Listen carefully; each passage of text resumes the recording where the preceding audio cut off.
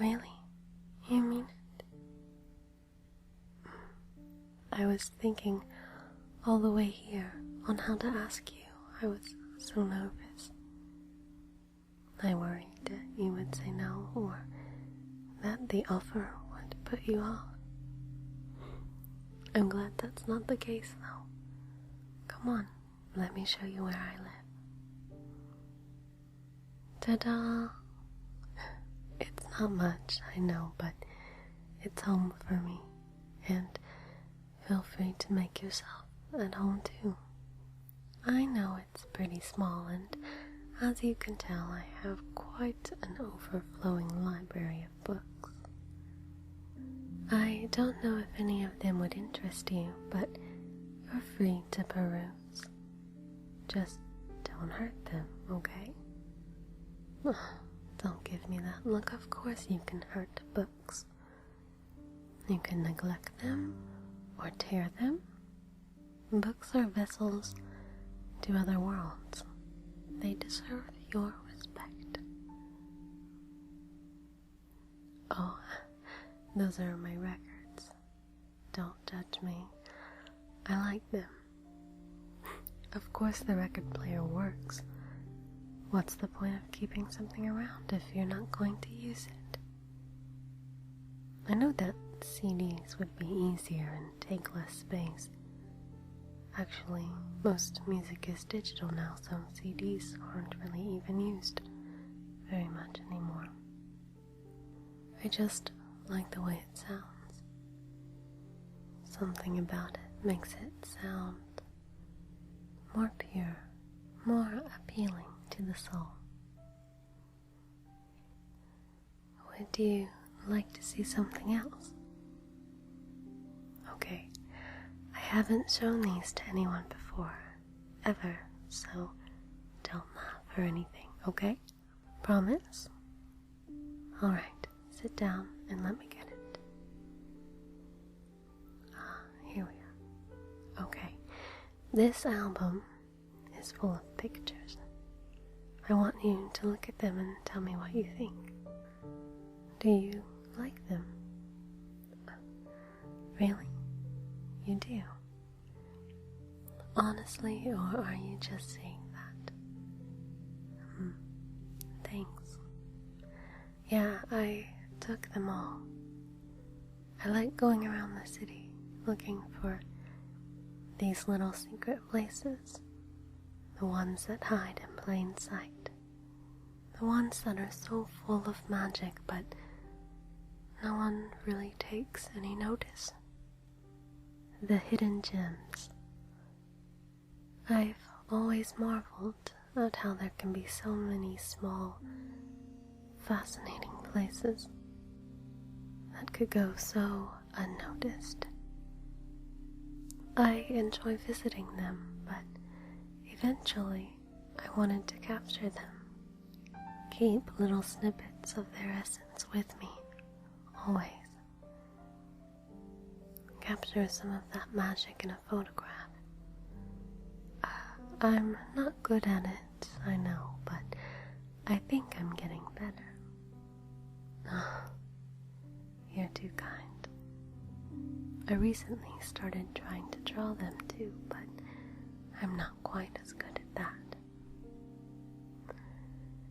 Oh, well, I suppose I could show you if you really want to see them, but don't have high hopes, okay? Alright, here. These are a few that I've drawn, well, have tried to draw, of my favorite places. The alley on the west side swallowed by vines in the 3 a.m. phantom violinist from the subway on 34th. Two of my favorite hidden gems, but both presenting a unique challenge that's opposite of each other. The thing about the alley is its stillness. When I go there, it's like time has stopped. It feels like the world is holding its breath, waiting in silence. But for my phantom musician, he's on the other end of the spectrum. He's fluid like water, gracefully gliding through time. He never stops. His movements are constant and steady. It's mesmerizing to witness, and before you know it, time has passed, and he's disappeared back into the night. I want to capture both of these things, both of these feelings, through art, through the photographs, and maybe through the drawings, maybe through paintings one day, but one step at a time, right? Right. Thank you for being so kind and supportive. You always have been, but when you were tutoring me, when I would get frustrated or upset, you continued to support me through it until I eventually could do it. I know that was sort of in your job description, but it was more than that. I know it. You've always believed in me, even when it comes to the small things. I see it when you look at me. No one has ever looked at me like you do.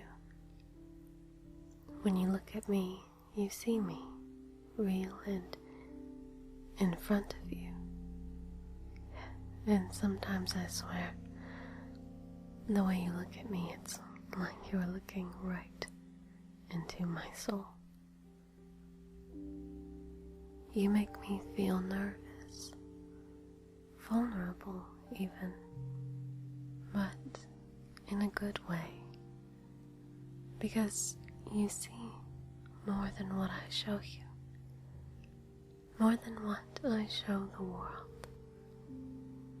We all have our fronts we put on sometimes, but I think you've never just seen that. You've always looked beyond it, behind it. You look at me, and it's not a cold or harsh or judging look. When you look at me, it's warm enough to make me melt every time. It's a warmth that nestles into my bones and settles there. So even when you're not around, I still feel your presence. It's a warmth that comforts and soothes, but it's also a warmth that excites, that sparks something deep within me and spreads like wildfire through my veins. It's a warmth that I feel radiating from you as you walk me home on cold nights. It's a warmth that I feel brush against the back of my neck as you look over my shoulder to see if I've matched some obscure word to its proper and equally ambiguous definition. It's warm like the coffee I bring you every evening, warm like your hands grasping the cup, and warm like your smile when you watch me across the table stacked with textbooks detailing every major and minuscule thought we've had about the universe. Warm like the way I want you. Warm like the hopes I harbor that you want me. Do you? I have to know.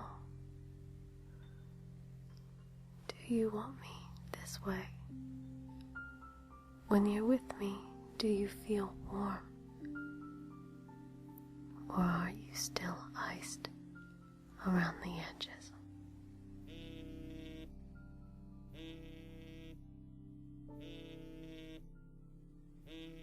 Someone really wants to get a hold of you. It could be important. I won't mind.